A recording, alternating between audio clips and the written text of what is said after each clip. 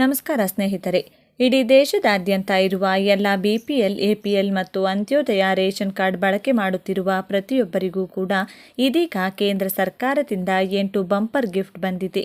ಹೌದು, ಇನ್ಮುಂದೆ ನೀವು ನಿಮ್ಮ ಬಳಿ ಇರುವ ರೇಷನ್ ಕಾರ್ಡ್ ತೋರಿಸಿದರೆ ಸಾಕು, ಈ 8 ಯೋಜನೆಗಳ ಲಾಭ ನಿಮಗೆ ಉಚಿತವಾಗಿ ಸಿಗಲಿದೆ. ಹೌದು, ರೇಷನ್ ಕಾರ್ಡ್ ಪ್ರಮುಖ ದಾಖಲೆಗಳಲ್ಲಿ ಒಂದಾಗಿದೆ. ರೇಷನ್ ಕಾರ್ಡ್ ಇಲ್ಲದೆ ಪ್ರತ್ಯೇಕ ಯಾವುದೇ ಕೆಲಸಗಳು ಸುಲಭವಾಗಿ ಆಗುವುದಿಲ್ಲ. ಬನ್ನಿ, ಇದೀಗ ರೇಷನ್ ಕಾರ್ಡ್ಗೆ ಸಂಬಂಧಪಟ್ಟಂತೆ ಕೇಂದ್ರ ಸರ್ಕಾರವು ಸಿಹಿ ಸುದ್ದಿ ನೀಡಿದೆ. ಭಾರತ ಸರ್ಕಾರವು ಸಾರ್ವಜನಿಕರಿಗಾಗಿ ಅನೇಕ ಯೋಜನೆಗಳನ್ನು ನಡೆಸುತ್ತದೆ. ಪ್ರಮುಖ ಯೋಜನೆಗಳಲ್ಲಿ ಒಂದು ರೇಷನ್ ಕಾರ್ಡ್. ಇಂದಿಗೂ ಸಹ ಸರಿಯಾದ ಚಿಕಿತ್ಸೆ ಅಥವಾ ಆಹಾರ ವ್ಯವಸ್ಥೆ ಮಾಡಲು ಸಾಧ್ಯವಾಗದ ಅನೇಕ ಜನರಿದ್ದಾರೆ. ಈ ನಿರ್ಗತಿಕರಿಗೆ ಭಾರತ ಸರ್ಕಾರವು ರಾಷ್ಟ್ರೀಯ ಆಹಾರ ಭದ್ರತಾ ಕಾಯ್ದೆ ಅಡಿಯಲ್ಲಿ ಉಚಿತ ಪಡಿತರವನ್ನು ಒದಗಿಸುತ್ತದೆ. ಇದಲ್ಲದೆ ಹಲವರಿಗೆ ಅತ್ಯಂತ ಕಡಿಮೆ ದರದಲ್ಲಿ ಪಡಿತರವನ್ನು ನೀಡಲಾಗುತ್ತದೆ. ಪಡಿತರ ಚೀಟಿಯ ಪ್ರಯೋಜನಗಳು. ಪಡಿತರ ಚೀಟಿಯು ಉಚಿತವಾಗಿ ಅಥವಾ ಕಡಿಮೆ ದರದಲ್ಲಿ ಪಡಿತರವನ್ನು ಪಡೆಯುವ ಮಾಧ್ಯಮ ಮಾತ್ರವಲ್ಲ, ಅದರ ಮೂಲಕ ಹಲವಾರು ಸೌಲಭ್ಯಗಳನ್ನು ಸಹ ಪಡೆಯಬಹುದು. ಪಡಿತರ ಚೀಟಿದಾರರು ಈ ಕೆಳಗಿನ 8 ಪ್ರಯೋಜನಗಳನ್ನು ಪಡೆಯುತ್ತಾರೆ. ಉಚಿತ ಪಡಿತರ. ನಿರ್ಗತಿಕರಿಗೆ ವಿವಿಧ ರೀತಿಯ ಆಹಾರ ಪದಾರ್ಥಗಳ ಉಚಿತ ವಿತರಣೆ. ಕೈಗೆಟುಕುವ ದರದಲ್ಲಿ ಪಡಿತರ. ಪಡಿತರ ಚೀಟಿದಾರರಿಗೆ ಸರ್ಕಾರ ನಿಗದಿಪಡಿಸಿದ ಕೈಗೆಟುಕುವ ದರದಲ್ಲಿ ಆಹಾರ ಪದಾರ್ಥಗಳು ಸಿಗುತ್ತವೆ. ಸರ್ಕಾರದ ಯೋಜನೆಗಳಲ್ಲಿ ಭಾಗಿ. ಪಡಿತರ ಚೀಟಿ ಮೂಲಕ ಸರ್ಕಾರದ ವಿವಿಧ ಯೋಜನೆಗಳ ಲಾಭ ಪಡೆಯಬಹುದು. ಗುರುತಿನ ಪುರಾವೆ. ಪಡಿತರ ಚೀಟಿಯನ್ನು ಗುರುತಿನ ಪುರಾವೆಯಾಗಿಯೂ ಬಳಸಬಹುದು. ಸಾಲಕ್ಕೆ ಸಹಾಯಧನ. ಹಲವು ಯೋಜನೆಗಳಲ್ಲಿ ಪಡಿತರ ಚೀಟಿದಾರರಿಗೂ ಸಾಲದ ಮೇಲೆ ಸಬ್ಸಿಡಿ ಸಿಗುತ್ತದೆ. ವಿಮಾ ಯೋಜನೆ. ಕೆಲವು ರಾಜ್ಯಗಳಲ್ಲಿ ಪಡಿತರ ಚೀಟಿ ಹೊಂದಿರುವವರು ಆರೋಗ್ಯ ವಿಮೆಯ ಪ್ರಯೋಜನವನ್ನು ಸಹ ಪಡೆಯುತ್ತಾರೆ. ಸಮಾಜ ಕಲ್ಯಾಣ ಯೋಜನೆಗಳು. ಸಮಾಜ ಕಲ್ಯಾಣ ಯೋಜನೆಗಳನ್ನು ಪಡಿತರ ಚೀಟಿ ಮೂಲಕವೂ ಪಡೆಯಬಹುದು. ಶಿಕ್ಷಣಕ್ಕೆ ನೆರವು. ಪಡಿತರ ಚೀಟಿದಾರರ ಮಕ್ಕಳ ಶಿಕ್ಷಣಕ್ಕೆ ನೆರವು ನೀಡುವ ಕೆಲವು ಯೋಜನೆಗಳಿವೆ. ಪಡಿತರ ಚೀಟಿಯ ವಿಧಗಳು ಮತ್ತು ಅರ್ಹತೆ. ಭಾರತದಲ್ಲಿ ಹಲವಾರು ರೀತಿಯ ಪಡಿತರ ಚೀಟಿಗಳಿವೆ.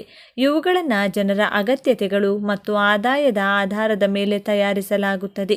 ಕೆಲವು ಪಡಿತರ ಚೀಟಿಗಳನ್ನು ಗುರುತಿನ ಪುರಾವೆಯಾಗಿ ಮಾತ್ರ ನೀಡಲಾಗುತ್ತದೆ ಮತ್ತು ಆರ್ಥಿಕ ಪ್ರಯೋಜನಗಳನ್ನು ನೀಡುವುದಿಲ್ಲ. ಪಡಿತರ ಚೀಟಿಯು ಭಾರತೀಯ ನಾಗರಿಕರಿಗೆ ಮಾತ್ರ ಲಭ್ಯವಿದ್ದು, ಕುಟುಂಬದ ಮುಖ್ಯಸ್ಥರು ಇದಕ್ಕೆ ಅರ್ಜಿ ಸಲ್ಲಿಸಬಹುದು. ಒಬ್ಬ ವ್ಯಕ್ತಿಯು ಈಗಾಗಲೇ ತನ್ನ ಹೆಸರಿನಲ್ಲಿ ಪಡಿತರ ಚೀಟಿ ಹೊಂದಿದ್ರೆ ಅವನಿಗೆ ಪ್ರಯೋಜನವಾಗುವುದಿಲ್ಲ. ಕೇಂದ್ರ ಆಹಾರ ಇಲಾಖೆಯಿಂದ ಪಡಿತರ ಚೀಟಿ ನೀಡಲಾಗ್ತಿದ್ದು, ಅದಕ್ಕೆ ಪರಿಶೀಲನೆಯು ನಡೆಯುತ್ತದೆ. ಪರಿಶೀಲನೆಯಲ್ಲಿ ನೀವು ಅರ್ಹರಲ್ಲ ಎಂದು ಕಂಡುಬಂದರೆ ನಿಮ್ಮ ಪಡಿತರ ಚೀಟಿಯನ್ನು ರದ್ದುಗೊಳಿಸಬಹುದು. ಪಡಿತರ ಚೀಟಿ ಮೂಲಕ ಸಿಗುವ ಸೌಲಭ್ಯಗಳು. ಪಡಿತರ ಚೀಟಿದಾರರಿಗೆ ಹಲವು ಪ್ರಮುಖ ಸೌಲಭ್ಯಗಳು ಲಭ್ಯವಿದ್ದು, ಇವುಗಳನ್ನು ಸರ್ಕಾರದ ವಿವಿಧ ಯೋಜನೆಗಳ ಮೂಲಕ ಪಡೆಯಬಹುದು. ರೇಷನ್ ಕಾರ್ಡ್ ಮೂಲಕ ಲಭ್ಯವಿರುವ ಕೆಲವು ಪ್ರಮುಖ ಸೌಲಭ್ಯಗಳು ಇಲ್ಲಿವೆ. ಬೆಳೆ ವಿಮೆ. ಪಡಿತರ ಚೀಟಿಯ ಆಧಾರದ ಮೇಲೆ ರೈತರು ಬೆಳೆ ವಿಮೆಗೆ ಅರ್ಜಿ ಸಲ್ಲಿಸಬಹುದು. ಇದು ಪ್ರಕೃತಿ ವಿಕೋಪದಿಂದ ಉಂಟಾಗುವ ನಷ್ಟದಿಂದ ಪರಿಹಾರವನ್ನು ನೀಡುತ್ತದೆ. ಪ್ರಧಾನಮಂತ್ರಿ ಉಜ್ವಲ ಯೋಜನೆ. ಯಾರಾದರೂ ಗ್ಯಾಸ್ ಸಿಲಿಂಡರ್ ಸಂಪರ್ಕವನ್ನು ಹೊಂದಿಲ್ಲದಿದ್ದರೆ ಅವರು ಪಡಿತರ ಚೀಟಿಯನ್ನು ಬಳಸಿಕೊಂಡು ಈ ಯೋಜನೆಯಡಿ ಉಚಿತ ಗ್ಯಾಸ್ ಸಿಲಿಂಡರನ್ನು ಪಡೆಯಬಹುದು. ಪ್ರಧಾನಮಂತ್ರಿ ವಿಶ್ವಕರ್ಮ ಯೋಜನೆ. ಕುಶಲಕರ್ಮಿಗಳು ಮತ್ತು ಕುಶಲಕರ್ಮಿಗಳು ಪಡಿತರ ಚೀಟಿಯ ಮೂಲಕ ಈ ಯೋಜನೆಯ ಪ್ರಯೋಜನಗಳನ್ನು ಪಡೆಯಬಹುದು. ಇದು ಅವರಿಗೆ ಆರ್ಥಿಕ ನೆರವು ಮತ್ತು ಅಭಿವೃದ್ಧಿಯ ಅವಕಾಶಗಳನ್ನು ಒದಗಿಸುತ್ತದೆ. ಆರ್ಥಿಕ ನೆರವು. ಪಡಿತರ ಚೀಟಿದಾರರಿಗೆ ಶಾಶ್ವತ ಮನೆ ನಿರ್ಮಿಸಿಕೊಳ್ಳಲು ಆರ್ಥಿಕ ನೆರವು ನೀಡಲಾಗಿದ್ದು, ಇದು ಅವರ ವಸತಿ ಪರಿಸ್ಥಿತಿಗಳನ್ನು ಸುಧಾರಿಸಲು ಸಹಾಯ ಮಾಡುತ್ತದೆ. ಶ್ರಮಿಕ್ ಕಾರ್ಡ್ ಯೋಜನೆ. ಅಸಂಘಟಿತ ವಲಯದಲ್ಲಿ ಕೆಲಸ ಮಾಡುವ ಕಾರ್ಮಿಕರು ಈ ಯೋಜನೆಯ ಅಡಿ ಪ್ರಯೋಜನಗಳನ್ನು ಪಡೆಯುತ್ತಾರೆ. ಇದು ಅವರ ಆರ್ಥಿಕ ಸ್ಥಿತಿಯನ್ನು ಸುಧಾರಿಸುತ್ತದೆ. ಮಹಿಳೆಯರಿಗಾಗಿ ಹೊಲಿಗೆ ಯಂತ್ರ. ಮಹಿಳೆಯರು ಸ್ವಾವಲಂಬಿಗಳಾಗಿ ಮತ್ತು ಸಬಲರಾಗುವಂತೆ ಮಾಡಲು ಉಚಿತ ಹೊಲಿಗೆ ಯಂತ್ರಗಳನ್ನು ನೀಡಲಾಗುತ್ತದೆ. ಇದರಿಂದ ಅವರು ತಮ್ಮ ಸ್ವಂತ ಉದ್ಯಮವನ್ನು ಪ್ರಾರಂಭಿಸಬಹುದು. ಉಚಿತ ಪಡಿತರ ಯೋಜನೆ. ಭಾರತ ಸರ್ಕಾರದ ಅಡಿಯಲ್ಲಿ ಪಡಿತರ ಚೀಟಿದಾರರು ಉಚಿತ ಪಡಿತರ ಸೌಲಭ್ಯವನ್ನು ಪಡೆಯುತ್ತಾರೆ. ಇದು ಅವರ ದೈನಂದಿನ ಜೀವನದಲ್ಲಿ ಆರ್ಥಿಕವಾಗಿ ಸಹಾಯ ಮಾಡುತ್ತದೆ. ಈ ವೈಶಿಷ್ಟ್ಯಗಳ ಮೂಲಕ ಪಡಿತರ ಚೀಟಿಯು ಆಹಾರ ಭದ್ರತೆಯನ್ನು ಖಚಿತಪಡಿಸುತ್ತದೆ, ಆದರೆ ಅಗತ್ಯವಿರುವ ಜನರಿಗೆ ವಿವಿಧ ರೀತಿಯ ಸಹಾಯವನ್ನು ಒದಗಿಸುತ್ತದೆ. ಪಿಎಂ ಕಿಸಾನ್ ಯೋಜನೆಯ 20ನೆಯ ಕಂತು ಜೂನ್ನಲ್ಲಿ ನಿರೀಕ್ಷೆಯ ನೇರ ಲಾಭಾಂಶ ವರ್ಗಾವಣೆ ಮೂಲಕ ಹಣ ಜಮಾ. ಅರ್ಹ ರೈತರು ಇಕೆವೈಸಿ ತ್ವರಿತವಾಗಿ ಪೂರ್ಣಗೊಳಿಸಬೇಕು. ರೈತರು ಈಗ ಜೂನ್ 2025ರಲ್ಲಿ ಪಿಎಂ ಕಿಸಾನ್ ಸಮ್ಮಾನ್ ನಿಧಿ ಯೋಜನೆಯ 20ನೇ ಕಂತಿನ ಹಣಕ್ಕಾಗಿ ನಿರೀಕ್ಷೆಯಲ್ಲಿದ್ದಾರೆ. ಕಳೆದ ಫೆಬ್ರವರಿಯಲ್ಲಿ 19ನೇ ಕಂತು ಬಿಡುಗಡೆಯಾಗಿದ್ರೆ ಈ ಬಾರಿ ಸಹ ಪ್ರಧಾನಮಂತ್ರಿ ನರೇಂದ್ರ ಮೋದಿಯವರು ಜೂನ್ನಲ್ಲಿ ಹಣ ಬಿಡುಗಡೆ ಮಾಡುವ ಸಾಧ್ಯತೆ ಇದೆ ಎಂಬುದು ಅಂದಾಜು. ಈ ಯೋಜನೆಯ ಅಡಿಯಲ್ಲಿ ಅರ್ಹ ರೈತರಿಗೆ ಪ್ರತಿ ವರ್ಷ 6,000 ರೂಪಾಯಿ ಹಣವನ್ನು 3 ಕಂತುಗಳಲ್ಲಿ ಹಂತಗಳಲ್ಲಿ ಬಿಡುಗಡೆ ಮಾಡಲಾಗುತ್ತದೆ. ಪ್ರತಿ 4 ತಿಂಗಳಿಗೆ 2,000 ರೂಪಾಯಿ ಮೊತ್ತ ನೇರವಾಗಿ ಅವರ ಬ್ಯಾಂಕ್ ಖಾತೆಗೆ ಜಮೆಯಾಗುತ್ತದೆ. ಇದು ಡಿಬಿಟಿ ಮೂಲಕ ನೀಡಲಾಗುತ್ತದೆ. ಈ ಯೋಜನೆ ಆರಂಭ 2019ರಲ್ಲಿ ಆಗಿದ್ದು, ಆಗಿನ ತಾತ್ಕಾಲಿಕ ಬಜೆಟ್ನಲ್ಲಿ ಆರ್ಥಿಕ ಸಚಿವ ಪಿಯೂಷ್ ಗೋಯಲ್ ಘೋಷಿಸಿದ್ದರು. ಇದೀಗ ವಿಶ್ವದ ಅತಿ ದೊಡ್ಡ ಡಿಬಿಟಿ ಯೋಜನೆ ಎಂಬ ಹಿರಿಮೆ ಪಡೆದಿದೆ. ಏಪ್ರಿಲ್ನಿಂದ ಜುಲೈ, ಆಗಸ್ಟ್ನಿಂದ ನವೆಂಬರ್, ಡಿಸೆಂಬರ್ನಿಂದ ಮಾರ್ಚ್ ಎಂಬ 3 ಹಂತಗಳಲ್ಲಿ ಹಣ ಬಿಡುಗಡೆ ಮಾಡಲಾಗುತ್ತದೆ. ಈವರೆಗೆ 19 ಕಂತುಗಳ ಹಣ ಬಿಡುಗಡೆಯಾಗಿದೆ.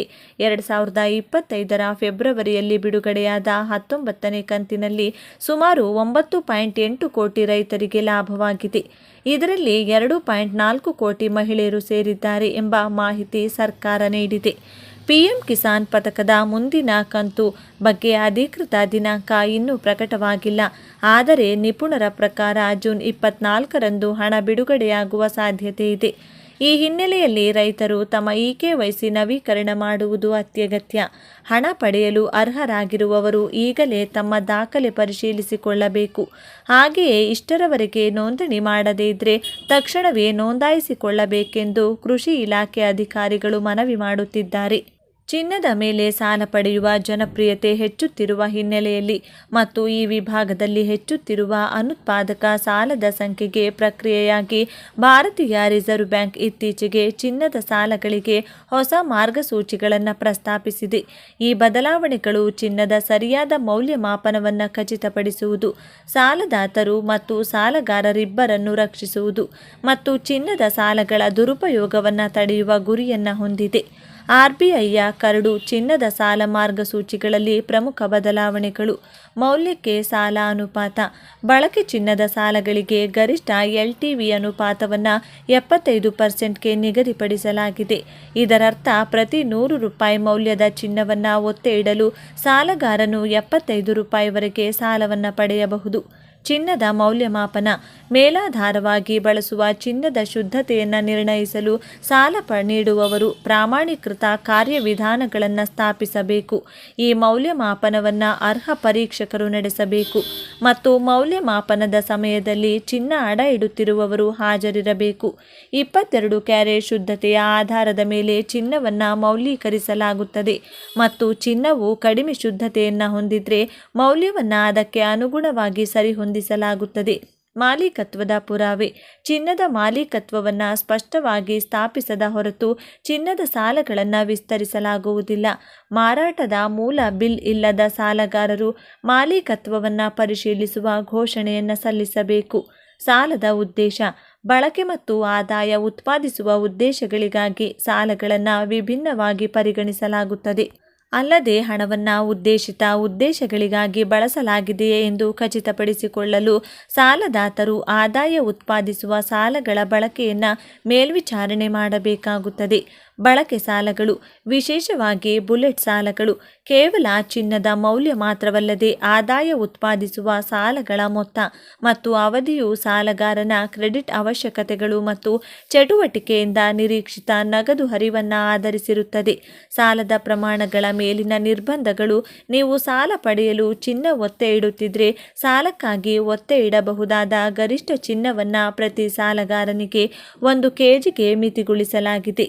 ಚಿನ್ನದ ನಾಣ್ಯಗಳಿಗೆ ಮಿತಿ: ಪ್ರತಿ ಸಾಲಗಾರನಿಗೆ 50 ಗ್ರಾಂ ಮತ್ತು ಬೆಳ್ಳಿ ನಾಣ್ಯಗಳಿಗೆ 500 ಗ್ರಾಂ ಮಿತಿ ಎಂಬ ನಿರ್ಬಂಧ ಹೇರಲಾಗುತ್ತಿದೆ.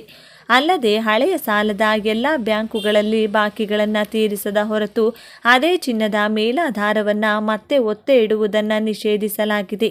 ಸಣ್ಣ ಸಾಲಗಾರರಿಗೆ ವಿನಾಯಿತಿಗಳು: ಈ ಮಧ್ಯೆ ತಕ್ಷಣದ ಆರ್ಥಿಕ ಅಗತ್ಯಗಳಿಗಾಗಿ ಚಿನ್ನದ ಸಾಲಗಳನ್ನು ಅವಲಂಬಿಸಿರುವ ಬಡ ಮತ್ತು ಮಧ್ಯಮ ವರ್ಗದ ಕುಟುಂಬಗಳು ಅಸಮಾನವಾಗಿ ಪರಿಣಾಮ ಬೀರದಂತೆ ನೋಡಿಕೊಳ್ಳಲು 2 ಲಕ್ಷ ರೂಪಾಯಿಗಿಂತ ಕಡಿಮೆ ಸಾಲಗಳನ್ನು ಈ ಕಠಿಣ ನಿಯಮಗಳಿಂದ ವಿನಾಯಿತಿ ನೀಡಬೇಕು ಎಂದು ಹಣಕಾಸು ಸಚಿವಾಲಯ ಸೂಚಿಸಿದೆ. ಚಿನ್ನದ ಸಾಲಗಳು ಅನೇಕ ಕುಟುಂಬಗಳಿಗೆ ಜೀವನಾಡಿಯಾಗಿರುವ ತಮಿಳುನಾಡಿನಂತಹ ರಾಜ್ಯಗಳಲ್ಲಿ ಈ ವಿನಾಯಿತಿ ಮುಖ್ಯವಾಗಿದೆ. ಚಿನ್ನದ ಮೇಲೆ ಸಾಲ ಮಾಡಿ ಸಾಲ ತೀರಿಸದ ಕಾರಣ ಚಿನ್ನದ ಸಾಲದ ಡಿಫಾಲ್ಟ್ಗಳ ಸಂಖ್ಯೆ ಹೆಚ್ಚುತ್ತಿರುವುದು ಈ ಮಾರ್ಗಸೂಚಿಗಳಿಗೆ ಪ್ರಾಥಮಿಕ ಕಾರಣ. ಇದು NPAಗಳನ್ನು ಹೆಚ್ಚಿಸಲು ಕಾರಣವಾಗುತ್ತದೆ. ಚಿನ್ನದ ಮೌಲ್ಯ ಹೆಚ್ಚಾದಂತೆ ಸಾಲಗಳ ಸಂಖ್ಯೆಯೂ ಹೆಚ್ಚಿದೆ. ಸಾಲ ತೀರಿಸದ ಸಂದರ್ಭದಲ್ಲಿ ಚಿನ್ನವನ್ನು ಹರಾಜು ಮಾಡುವುದರಿಂದ ಸಾಲಗಾರನು ಹಣವನ್ನು ಮಾತ್ರವಲ್ಲದೆ ಗಮನಾರ್ಹ ಭಾವನಾತ್ಮಕ ಮೌಲ್ಯವನ್ನು ಹೊಂದಿರುವ ಅಮೂಲ್ಯವಾದ ಆಸ್ತಿಯನ್ನು ಸಹ ಕಳೆದುಕೊಳ್ಳಬಹುದು.